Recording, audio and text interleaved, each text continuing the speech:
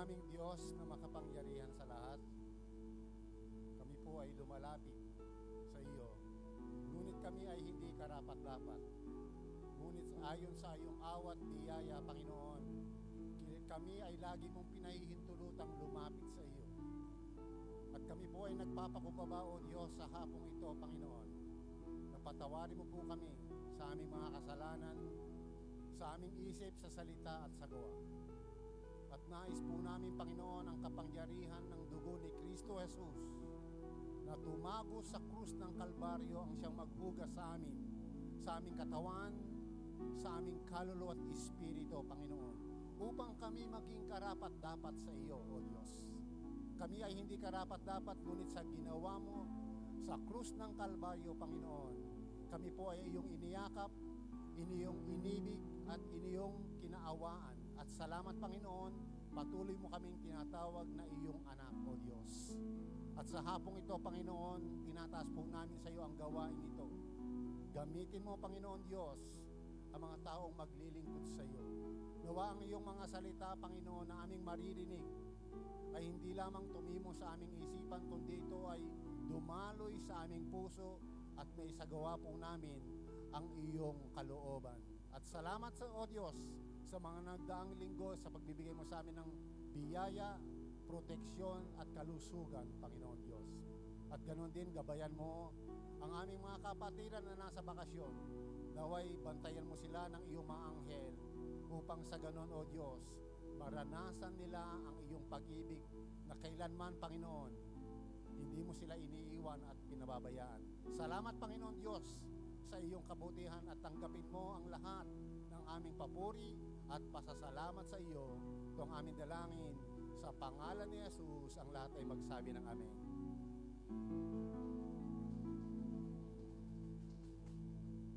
Praise God. So patuloy po tayo sa pagpupuri sa ating Panginoon, mga kapatid. Amen. Hallelujah. Tayo po'y sumayaw, umawit, pumalakpak para sa kapurihan ng ating Panginoon. Amen. Langit ang aking nadarama. Ibig pong sabihin na nag-uumapaw po ang ating kagalakan. Hallelujah. Kung tayo po'y magpupurit, magpapasalamat sa ating Panginoon. Amen. Sa piling ng ating Panginoon.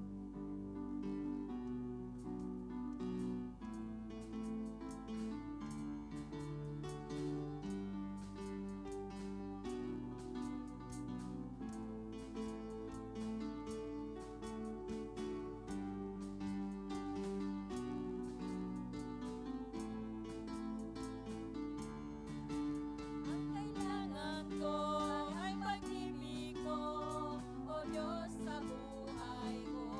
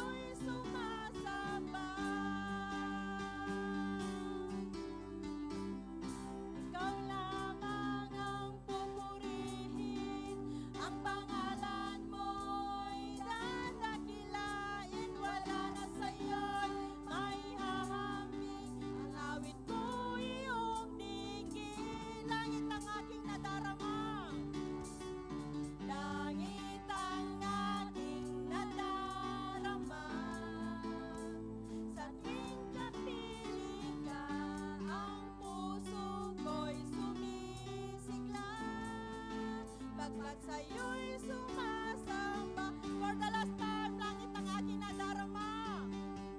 Langit ang aking nadarama. Sa tuwing kapiling ka, ang puso ko'y sumisigla. Pagkat sa'yo'y sumasamba. Pagkat sa'yo'y sumasamba. Pagkat sa'yo'y sumasamba. Oh, we pray. Praise God. Hallelujah. Langit ang aking nadarama sa tuwing kapiling ka. Amen. Nandun, mga kapatid, palagi ang kagalakan ng ating puso sa presensya ng ating Panginoon. Amen. Hallelujah. So patuloy po tayong umawit.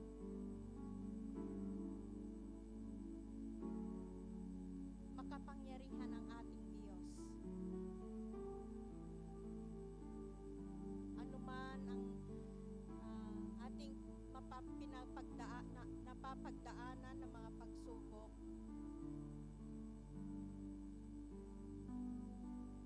lahat ay kaya niyang baguhin. Amen. Walang mahirap sa ating Panginoon na pinaglilingkuran. Dahil siya po ay makapangyarihan, may kakayanan. Hallelujah. Purihin ka, Panginoon, sa oras na ito, Diyos.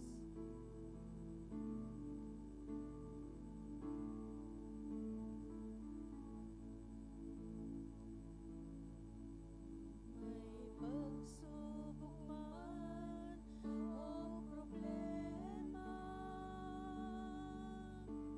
ako'y patuloy sa iyo ay sasamba. Hindi ako mapipigilan, patuloy kang papupurihan. Ikaw, O Diyos, ang aking sandigan. May pagsubok man, o problema, ako'y patuloy sa iyo ay sasamba. Hindi ako mapipigilan, patuloy kang papupurihan. Ikaw, O Diyos, ang aking sandigan. Mga pangako mo'y panghahawakan ko. Sa iyong mga salita, ako'y magtitiwala. Lahat ay kaya mong gawin, lahat ay kaya mong baguhin. Walang mahirap sa iyo, O Diyos. Makapangyarihan ka. Yes, Jesus.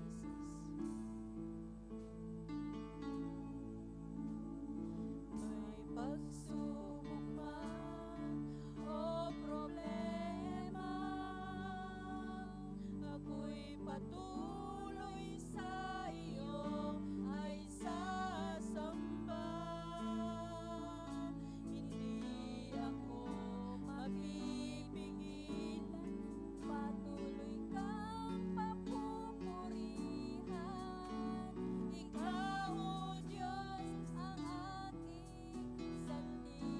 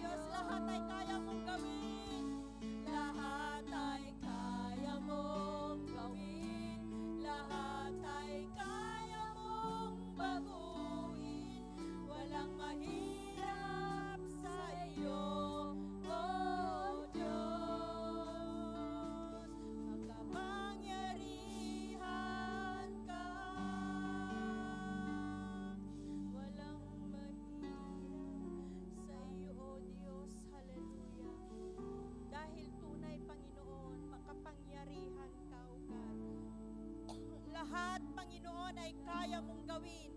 Lahat, Panginoon, ay walang mahirap sa'yo. Lahat ay kaya mong baguhin, Panginoon. Hallelujah. Dahil ikaw lamang ang may kakayanang baguhin ang bawat sitwasyon sa aming mga buhay, O God. Ikaw lamang ang kasagutan sa lahat ng aming mga problema. Ikaw lamang, Panginoon, ang aming pag-asa, Panginoon. Hallelujah. Purihin ka, Panginoon. Kung kaya't kami, Panginoon, kami nagtitiwala sa iyo at amin pong ipinagkakatiwala, O God, ang lahat-lahat ng mga nangyayari, mga problema sa aming mga buhay. Ipinagkakatiwala po namin sa iyong kamay, Panginoon. Hallelujah. Dahil ikaw lamang, O Diyos, ang may kakayanang baguhin ang bawat sitwasyon ng aming mga buhay, O God. At ikaw lamang ang may makapagbibigay ng kasagutan, Panginoon, sa aming mga problema o anumang mga pinagdadaanan sa aming mga buhay, O God. Hallelujah. Kung kaya't, Panginoon, alam po namin na ang mga pangako mo, O Diyos, ay tunay at tapat. Hallelujah. Alam po namin na gagawin mo, tutuparin mo, Panginoon, sa aming mga buhay, ang mga plano mo sa buhay namin, O God. Hallelujah. Kung kaya't, Panginoon, kami po'y nagtitiwala sa iyo. Hallelujah. At sa aming pananampalataya, alam po namin, O God, na makakamtan po namin ang mga kasagutan ng aming mga hallelujah, ang aming mga panalangin sa iyo, O God, at sa lahat ng mga nasa aming mga puso, Panginoon, alam po namin na tutuparin mo ito, Panginoon, dahil ito ang pangako mo, O Diyos. Ipagkakaloob mo, God, ang mga bagay na nasa aming mga puso. Hallelujah. Lord, salamat po sa gabing ito, Panginoon. Hallelujah. Pinupuri ka namin, O God. Salamat, O God, sa panahon na nandito kami, Panginoon. Binibigyan mo pa kami, Panginoon, ng mga panahon upang pwede pa po naming purihin ang iyong dakilang pangalan. Salamat, Panginoon, sa kalakasan. Salamat, Panginoon, sa biyaya mo na buhay. Hallelujah. Tunay, hindi mo kami pinapabayaan bawat oras, bawat minuto sa aming mga buhay, Panginoon, sa bawat araw ng aming pamumuhay sa mundong ito. O God, ipinagkakatiwala po namin sa iyong kamay. O hallelujah. Purihin ka, Panginoon, sa hapong ito, O Diyos. Hallelujah. At ibinibigay na po namin ang lahat ng papuri, pasasalamat at pagsamba sa iyong dakilang pangalan, sa pangalan ng aming Panginoong Jesucristo. Amen and amen. Hallelujah. Pwede na po tayong umupo, mga kapatid. At patuloy po tayong sa ating gawain. Praise God. At marami pa rin tayo pala. Purihin ng Diyos. At lumihor sa next Sunday, mas marami pa tayo ang ating bilang. Dahil magsidatingan na po, mga kapatid, ang mga kapatiran natin na galing sa bakasyonan. Amen. Praise God. So, patuloy po tayo sa ating gawain. At tinatawagan ko po ang mga magbibigay ng awitin para sa Panginoon habang po tayo binibigay ang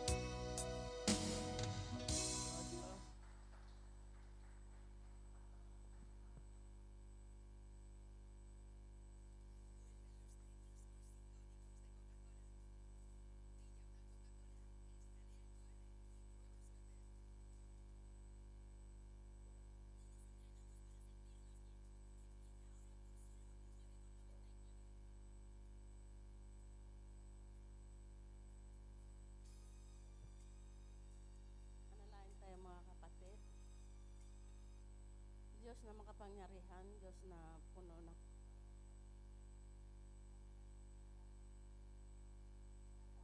iyo, Panginoon, ang mga nalikom na offering na ito, Panginoon. Pagpalain mo po, Panginoon, ito, Panginoon, para sa iyong kaluwalhatian, Panginoon, para sa iyong gawain, Panginoon. Hallelujah, in the mighty name of Jesus.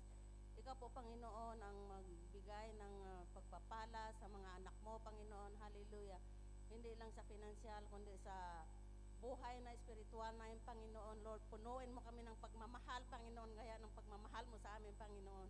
Hallelujah, in the mighty name of Jesus. Lord, tinataas namin sa iyo ang lahat na ito, Panginoon.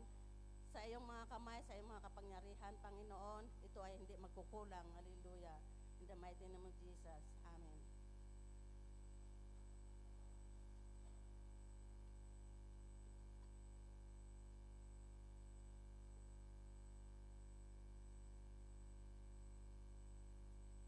Praise the Lord. Kumusta po tayong lahat, mga kapatid? Ang ating gawain po ngayon ay hanggang alas 7 lang, kaya bilisan po natin. Tayo po bang lahat ay masaya? Nananalangin? Kasi napakahalaga, mga kapatid, na tayo po ay manalangin. Nung nag-eclipse ba yan? Eclipse. Anong ginawa natin? Nanood lang? Meron pa tayong ibang ginawa?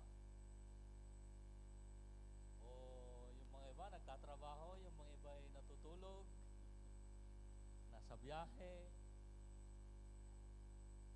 Ano kaya kung biglang bumalik ang ating Panginoong Jesus? Kumusta po ang ating pananampalataya? Bueno, mga kapatid, hindi po tungkol po doon ang ating pag-uusapan, patungkol po sa panalangin. Alam ko po na tayo pong lahat ay nananalangin, pero ang tanong, paano tayo manalangin? Meron ba tayong tiyagang manalangin? O madali ho tayong magsawa? Marami kasi mga Kristiyano, mga kapatid, ang gusto nila pag humingi sa Diyos, agad-agad. Pero palagi po nating napapakinggan sa marami pong mga preacher, mayroong oo, mayroong hindi, mayroong maghintay ka. Tinuturuan tayo ng Diyos na maghintay, mga kapatid. Tumayo na po tayong lahat at umpisa na po natin ang ating pag-aaral. Manalangin po tayo. Dakilang Diyos, sa oras na ito, minsan pa kami po ay nagpapakumbaba sa iyong harapan, lumalapit. O Diyos, humihingi ulit ang inyong patnubay sa aming pag-aaral na ito. Pangunahan mo kami, O Diyos. Turuan mo kami. At alam po namin, muli kang mangusap sa aming kalagitnaan. At dito na po aming dalangin sa pangalan ni Jesus, na aming tagapagligtas. Amen and Amen. Maupo na po kayo, mga kapatid. Ito pong ating pag-aaralan ay tungkol po sa matyagang panalangin. Persistent prayer. O ito po yung tayo po'y maging matatag at patuloy nananalangin at humihingi sa Diyos. Ito pong kwento na ito, mga kapatid, bagamat po ay hanggang versikulo 8, habang binabasa po natin, dito po mayroon pong nais iparating sa atin ng Panginoon. Isa-isahin po natin yung versikulo. Ang sabi niya, isinalaysay ni Jesus ang isang talinghaga upang ituro sa kanila na dapat silang laging manalangin at huwag mawalan ng pag-asa. Napakahalaga, mga kapatid. Doon muna iham. Isa-isahin nating versikulo. Ang kausap po dito ay yung mga alagad, mga kapatid. Upang ituro sa kanila na dapat silang laging manalangin. Ang tanong, mga kapatid, lagi ba tayo nananalangin? Ilang beses? Maraming beses. Pero, mga kapatid, ang tanong, matyaga ba tayong manalangin o basahin po natin, huwag mawalan ng pag-asa. Alam niyo yung mawalan ng pag-asa, mga kapatid? Pag binasa po natin sa wikang Ingles, and not give up. Alam nyo, yung mga iba, o siguro sa atin din noon, pag nanalangin ka na ng isang beses at hindi tinugon ng Diyos, sumusuko tayo. Nawawalan tayo ng pag-asa. Pero hindi po yun yung itinuturo ng Diyos, mga kapatid. So dito, huwag tayong madismaya. Dahil alam po natin, sa bawat panalangin, mayroon pong kasagutan. Doon tayo sa versikulo 2, para mabilis po tayo, mga kapatid. Versikulo 2. Sinabi niya, sa isang lungsod ay may isang hukom. Anuhin po natin dito, mayroon pong dalawang karakter, yung hukom at yung balo. Yung hukom na ito, mga kapatid, ay walang takot sa Diyos. Atis, walang takot sa Diyos. At walang iginagalang na tao. So makita po natin yung uri ng hukom na ito, o sa wikang Ingles ay judge. Ay, meron tayong yung word na matapobre, mapagmataas, walang iginagalang. Ang alam niya lang, siya lang yung dapat igalang. So, maliit ang tingin niya sa mga tao. So, kung tutusin, mga kapatid, itong hukom na ito ay masamang hukom. So, ano pong inaasahan natin pag masamang hukom? Di ba, pag masamang hukom, masama. Mahirap pong pakiusapan, mahirap pong lapitan, mga kapatid. At hindi ka igagalang kasi siya'y napakataas ang kanyang tingin. At higit sa lahat, mga kapatid, walang takot sa Diyos. Bale? So, versikulo 3, mga kapatid. Ito naman, mababasa po natin. Sa lungsod ding iyon, sa Ilocano, kalugaran, kababayan, parehas lang taga roon, ay may isang byuda. Alam nyo noon, mga kapatid, ang byuda, karamihan ay pobre, mga kapatid.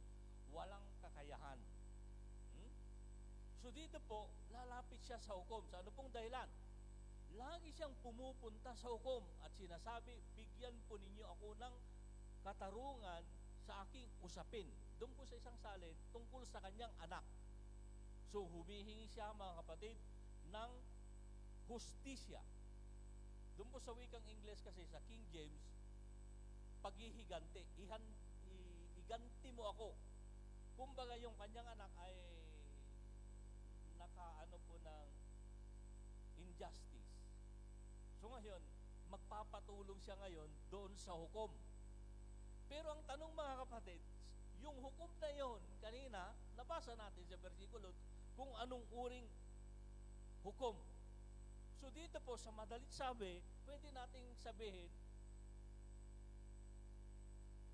hindi niya makakamtan yung katarungan na kanyang hinihiling. Bale. Pero dito po, mga kapatid, ulitin natin, versikulo 4 na tayo iha, para mabili. Tinanggihan siya ng hukom sa loob ng mahabang panahon. So, ibig sabihin, pag mahabang panahon, ibig sabihin, dumating ang panahon na mayroon pong pagbabago kasi hindi naman niya sinabi nating tinanggihan sa lahat ng panahon. Pero sabi niya, sa loob ng mahabang panahon, so mayroon pang ibang panahon. Bale? Ngunit nung magtagal, mga kapatid, ay sinabi ng hukom sa sarili, kahit ako'y walang takot sa Diyos. Imaginin po natin, kahit wala akong takot sa Diyos at walang iginagalang na tao, ibig sabihin, may konsyensya pa rin. Meron pa rin siyang pakiramdam, mga kapatid. Yun po yung napakahalaga. Versikulo 5 iha. Ang sabi niya, ibibigay ko na ang katarungang hinihingi ng byudang ito sapagkat lagi niya akong ginagambala. I-take note po natin, mga kapatid. Bakit ibinigay yung hinihingi?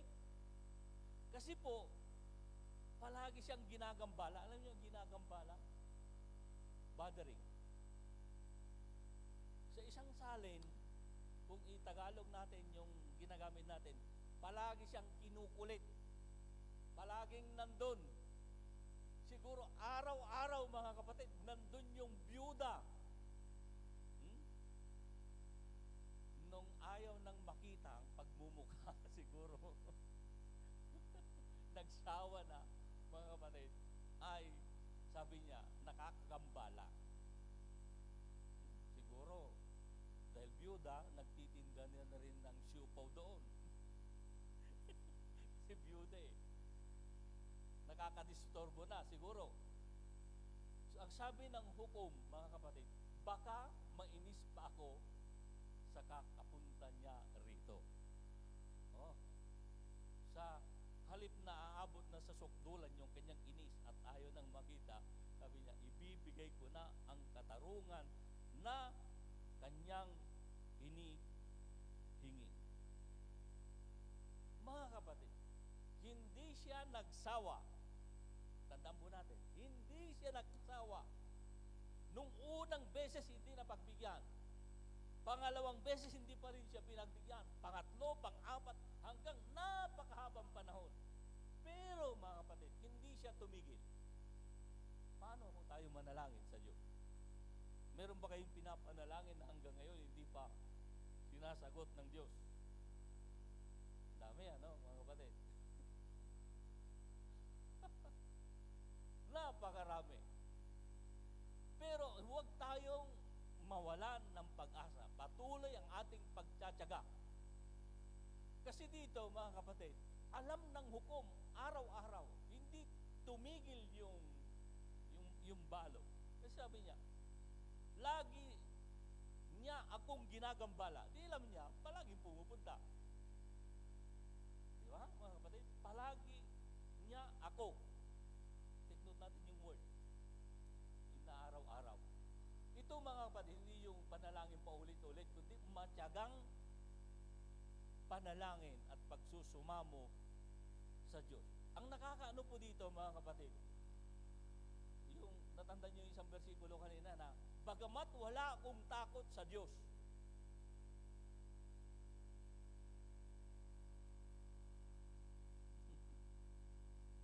Pero ang ginawa niya, mga kapatid, para tumigil na, ibibigay na ang katarungan.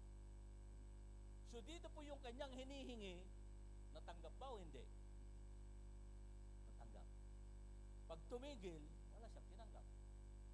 Kaya yung mga panalangin natin, sige pa rin, mga kapatid. Huwag tayong magsawa. Darating din ang panahon, kung ito po'y kalooban ng Diyos, tatanggapin natin.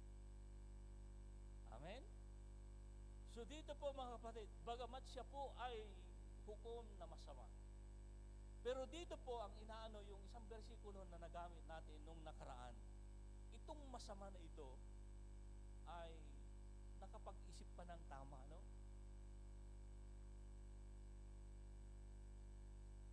Di kung tutusin, mga kapatid, yung Ama po natin na nasa langit, basahin po natin yung ating binasa nung nakaraan sa Lucas 11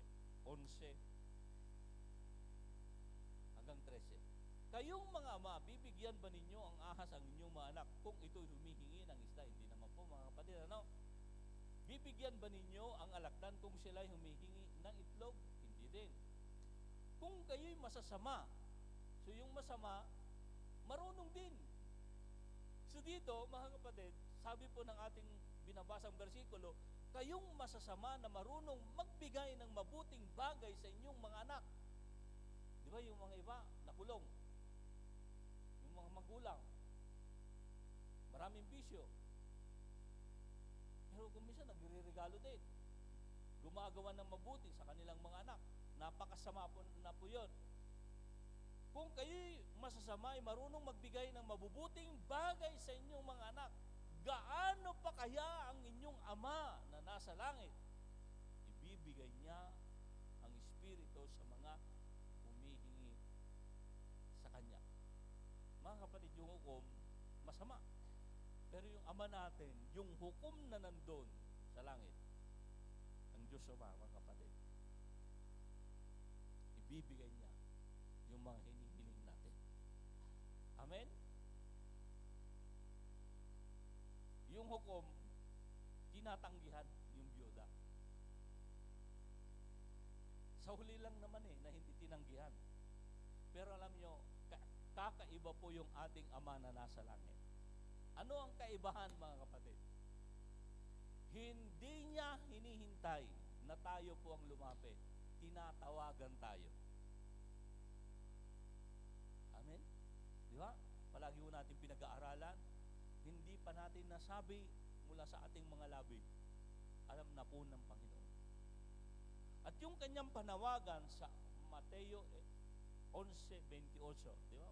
Kabisada po natin yung versikulo na yun. Lumapit kayo sa akin. Pinapalapit tayo ng Diyos, mga kapatid. Ano man yung ating mga pinagdadaanan ngayon, hindi tulad yung byuda, mayroon siyang pangangailangan. Siya po yung lumapit. Pero dito sa ating binabasa, pinapalapit tayo ng Panginoon na mayroon pong katiyakan. Alam niyo yung byuda, wala akong katiyakan yun nung unang araw. Tinanggihan. Pangalawa, ibig sabihin, walang katiyakan. Pero sige pa rin. Pero dito po mga kapatid, sa paglapit natin, sa panawagan ng ating Panginoon, mayroon pong katiyakan. Ayun po katiyakan na yun. Kayong mga nahihirapan, tayo yung tinatawag at nabibigatan lubha sa inyong pasanin. At sabi niya, ito po yung promesa, bibigyan kayo ng kapahingaan. Tutulungan tayo ng Diyos sa lahat po ng ating mga kargahin. Tutulungan tayo ng Diyos sa lahat po ng ating mga problema. Alam po niyo yung hukom, siguro pag ang pumunta ay may pera, mabilis. Obserbahan natin. Pero byuda, diba? Walang pambayad. Ibig sabihin, pag hukom, kinakailangan, bawat trabaho yan, may bayad.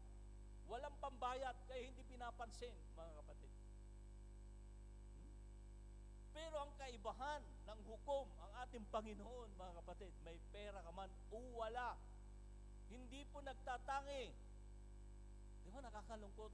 Pero hindi na yata ngayon sa Pilipinas. Ano? Pag may abroad ka, automatic. Pag may pera ka, automatic. Pero pag makita nila na wala kang kakayanan, maraming tumatanggi sa mga ospital.